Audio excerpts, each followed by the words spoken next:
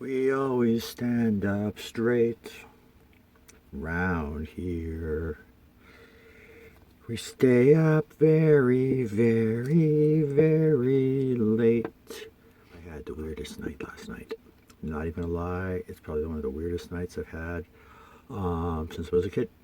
Um, when I was a kid, I suffered night terrors from the time I was about 3 till I was like 12, 13. Kicked it by the time I was a teenager, but some rough nights. I haven't been feeling great lately. I've been taking a holistic, non medical system approach to my more recent bout with liver cancer.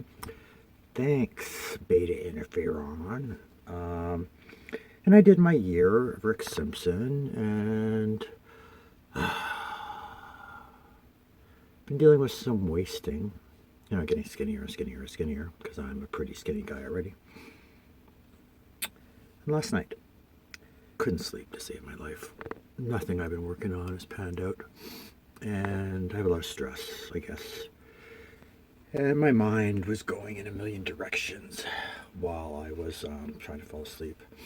And I went to bed at 11. At about 1, I was still awake. At 3, I was still awake. At 5, I was still awake. About 6:30, I think I finally dozed off. I'm freaking tired. Now check this out. This is what's weird about my night. And why I mentioned the night terrors. Because some of last night, I was absolutely fucking terrified. Wasn't drinking. Didn't smoke any weed. I should have got up and smoked some weed. Actually, I think I got up and smoked some weed at about 5:30.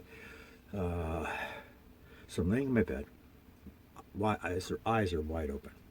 I live in a little pillow fort, and my bedroom is all like pillows and cushions, and like everything is really secure in there. It's like a little tent. No light gets in. That's my point. So I'm laying there. I don't know, about 2. It's dark, like super dark. You know how the mind has a tendency of playing tricks on you sometimes and putting together patterns and seeing what it wants to see? Maybe that happened, but maybe not.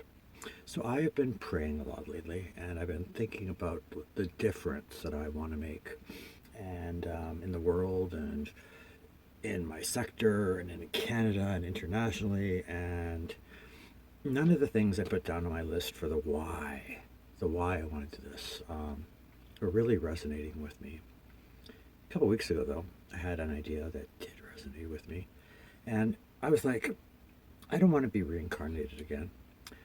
I don't want to start the circle all over again. Um, I think I should become a guardian angel. Honestly, I think that's what I should do. I think that would be a great calling for me after this particular mortal coil is done, because I think that would be very satisfying. And the idea of helping people when they need it, and being that kind of person or angel, that servant of God for people, really, really appeals to me. So I was praying before I went to bed about this, about you know, how I would like to become a guardian angel and look after people, and you know, that would be incredibly meaningful to me, and what a great way to spend my afterlife. Beats haunting Harry and Kat and Elijah and Xander and, you know, the farm and Tammy. I'll haunt you guys, all of you. You guys are going to get haunted so bad if I become a ghost. So probably a guardian angel is a little bit better. So I'm laying there. My eyes are wide open. It's pitch black. And then I start to see these lights dancing across my ceiling. I get up. Wait, I sit up. Like, where's this light coming from? Because it's like there's no electricity in my trailer at night. There is no way light can be coming from anywhere. And I sat there and watched it for like an hour or so. But at the same time, see, the lights were comforting and angelic. And I saw visions of angels, both the traditional kind and the rings with all the eyes, which I always get a kick out of too. And I was like, wow, this is what I was asking for. This is like a sign. But then, out of the corner of my eyes, in both corners were these dark shapes oozed out of my peripheral, swirling across the light, blacker than the night, believe it or not. So dark and black that I spotted them against the darkness. And I felt those weren't angels. I felt those were something darker. And it was like this all night long until the dawn.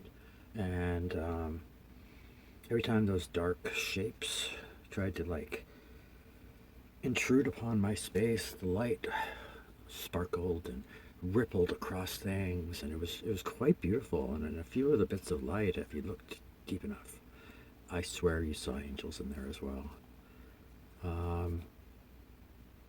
Not shadow people. They weren't in the shape of people. The only people I saw were like the visions of the angels. The lights weren't people. These shadowy blobs of energy weren't people, but they were scary. I was scared, and I've never had anything happen like that to me before. Light and dark at the same time. And am I wrong? Are those dark clouds, those dark masses of energy that are swirling around and obviously interacting with each other and trying to interact with me? Are they malevolent, or are they just another manifestation of the angelic? So I don't know. I feel very blessed this morning. I feel like I've had my eyes open. I feel my time's coming. It's okay. I've had a good time.